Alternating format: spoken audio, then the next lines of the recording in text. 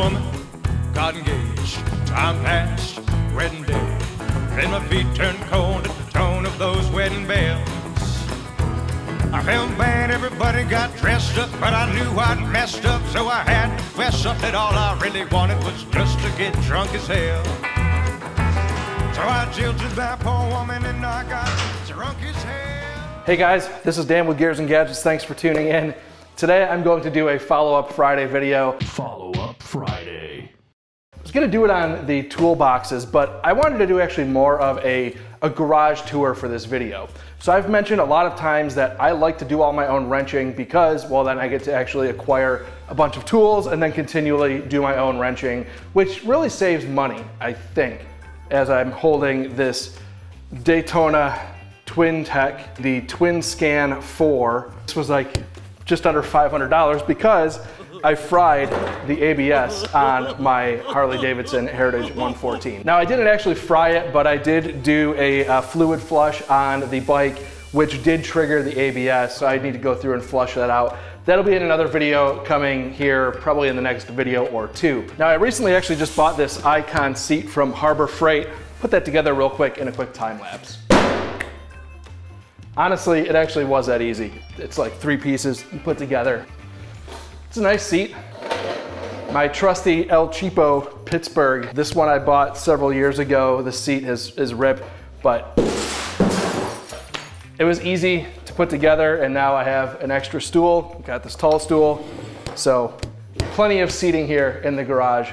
I can get across these cracks without risking breaking my skull. So the base, I believe, is wider. Base is way wider. And the wheels are just a bit bigger. So what happened with this old one is I would hit just like that, and then it would want to topple me. With this one, these rollers just do a better job getting over top of those cracks. It gets hung up way less, and it doesn't risk throwing me backwards. It does stop me, but it's not going to throw me back compared to the old one, and that's exactly what would happen. So you get stuck and couldn't get over. So absolutely worth the upgrade. Now the reason why I wanted to make this video is because I was actually going through, and again, I had this toolbox video that I did a long time ago. The video did terrible, and I'm not sure how this video will do. It wasn't just a few years ago that I was working out of a dingy basement, having to lug tools up and down stairs to get in the driveway, doing whatever I could to either work on vehicles or produce content for this channel. After moving to Phoenix, I lived in an apartment complex. This was my tool setup, was this tool cart here in a closet in an upstairs apartment, and I had just a handheld carry toolbox that I would carry up and down the stairs, which just had screwdrivers, some pliers, very basic type stuff, and I would carry this up and down the stairs with me. Just a typical socket set. And this plastic case, on several occasions, actually broke. There is this seam down here, and the sides will actually drop out. And then you will have your socket trays go tumbling down a flight of stairs. The number of times that I've had to dig sockets out from underneath stair treads and put them back in that case, I wanted to have a much more functional space when I had the ability to do it. And that's why I have spent the time, the money, the effort to really get this garage organized. The toolbox, all of it's, I mean, it's like consumer grade, but it's good enough. And these toolboxes, you know, they've held up good enough. They're fine for what I need. And truth be told, they'll probably be fine forever. I'm not that hard on my stuff. I take care of it. So it's just crazy to think that not too long ago, I had a little black toolbox that just had 3 little tiny drawers that was sitting up on here, and then everything else was just sitting in totes because that's the space that I had. I spent many days chasing down sockets, rolling down a driveway, rolling through a parking lot. As you're going through and tearing stuff apart, it is so nice to know where your stuff is. As I'm filming, it makes it even more difficult, and there are plenty of outtakes of me just having a complete hissy fit over not being able to find things, whether it be camera gear or whatever the case may be. What the fuck do you do with a goddamn wrench? Dude, I don't have that much shit. Oops. So let's get into a bit of a time lapse, clean this toolbox up, and then I'll show you guys kind of what I have here, you know, what I'm working with in terms of my tool set here in the garage.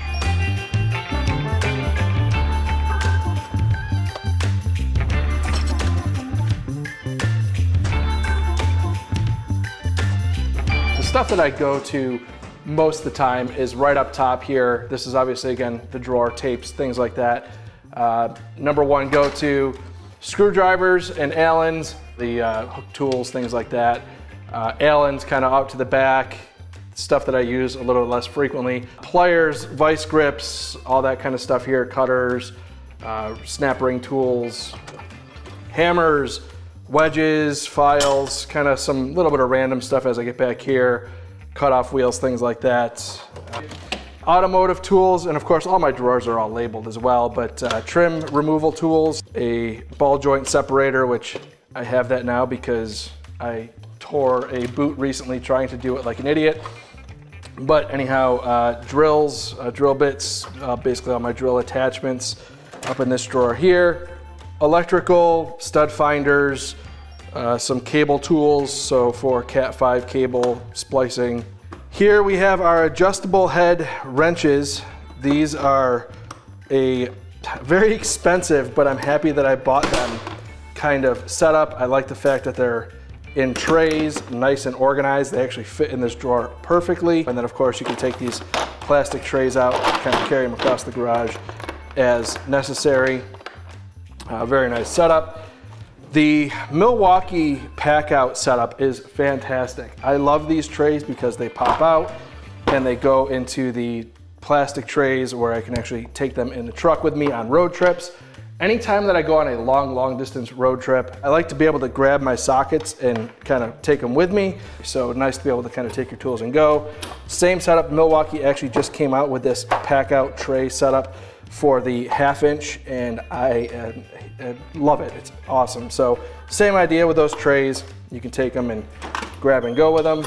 And down here we have the bigger drawers, which of course we're getting into like Dremels, spring compressor tools, soldering iron, a spoke torque tool for the motorcycle, some knife sharpening stuff.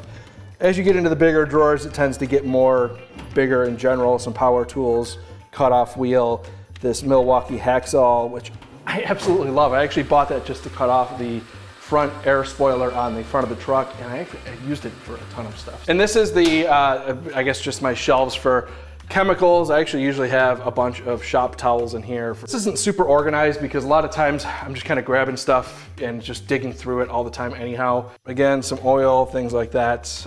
Bench grinder. This bench grinder is fantastic. I have it set up on a little plate here that actually goes into a hitch receiver that is put into the workbench. This hitch receiver is specific for that bench grinder or anything else you might use, and that way you're not taking up more space on the work surface. If you mount a bench grinder, it just kind of takes up a lot of unnecessary space for a tool you don't use all that often, at least I don't. Obviously jack stands and jack itself, that's a pain to actually get in and out of there. I should probably pull it out, but that's where I like to store it because I don't use it that often, so it's nice to kind of have it out of sight, out of mind. My Hulk air compressor that I have set up here, it's plumbed up going into my DeWalt air hose. I did a lot of that for when I painted the Crown Vic right here in the garage. That's why I have this air filter and dryer. I never use it. That was just for when I was painting the car to make sure the air was dry. So I have it set up where I can actually plumb and bypass it and go up straight to the air hose with just a typical oil separator. And then of course I've got just my drills, impact, PPE stuff, some clamps, my insecticide. I actually use this for scorpion pest control. Oh, hey, scorpion. Here, little fella. This will only hurt a little. Finish him.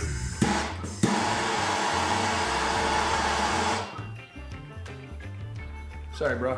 So that's kind of my ultimate tool setup there. I just kind of wanted to make a video showing you guys my setup, walking you through a little bit more of the system that I have here set up for the garage. Something that I'm very proud of. So guys, that is my garage tour. So thank you very much for tuning in.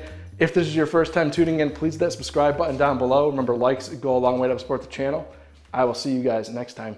Sorry, bro.